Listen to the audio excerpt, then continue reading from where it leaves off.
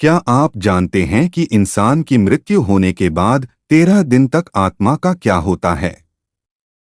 अगर आप नहीं जानते तो यह वीडियो आपके लिए है।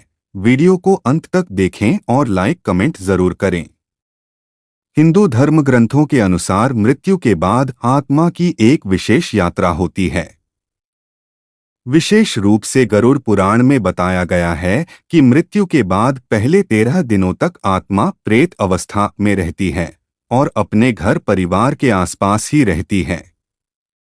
इसलिए हिंदू धर्म में 13 दिन तक विशेष कर्मकांड, श्राद्ध, तर्पण आदि किए जाते हैं।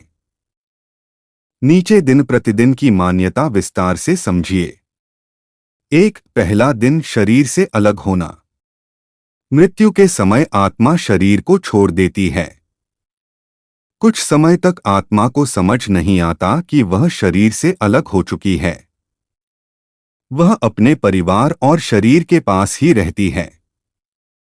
2. दूसरा दिन घर के आसपास रहना।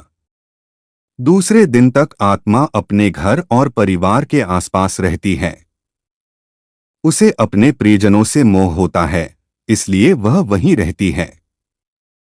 3. तीसरा दिन अंतिम संस्कार का प्रभाव। जब अंतिम संस्कार, दाह संस्कार किया जाता है, तब आत्मा को धीरे धीरे यह अनुभव होने लगता है कि उसका पुराना शरीर समाप्त हो गया है। 4. चौथा से 9वां दिन प्रेत यात्रा की शुरुआत। चौथे दिन से आत्मा की प्रेत यात्रा शुरू मानी जाती है। इन दिनों में आत्मा को बहुत भूख प्यास लगती है, इसलिए परिवार वाले पिंडदान और तर्पण करते हैं ताकि आत्मा को शांति मिले। 5. 10वां दिन सूक्ष्म शरीर का बनना। 10वें दिन किए जाने वाले कर्मकांडों से आत्मा को एक प्रकार का सूक्ष्म शरीर प्राप्त होता है। मान्यता है कि इससे आत्मा आगे की यात्रा करने में सक्षम होती है। 6. 11वां और 12वां दिन कर्मों का प्रभाव। इन दिनों में आत्मा के कर्मों का प्रभाव माना जाता है। श्राद्ध और दान आदि से आत्मा को शांति और सहारा मिलता है। 7. 13वां दिन प्रेत अवस्था का अंत। 13वें दिन 13वीं या श्राद्ध कर्म किया जाता है। इस दिन माना जाता है कि आत्मा प्रेत अवस्था से मुक्त होकर अपनी आगे की यात्रा पितृलोक, स्वर्ग या अगले जन्म की ओर चली जाती है।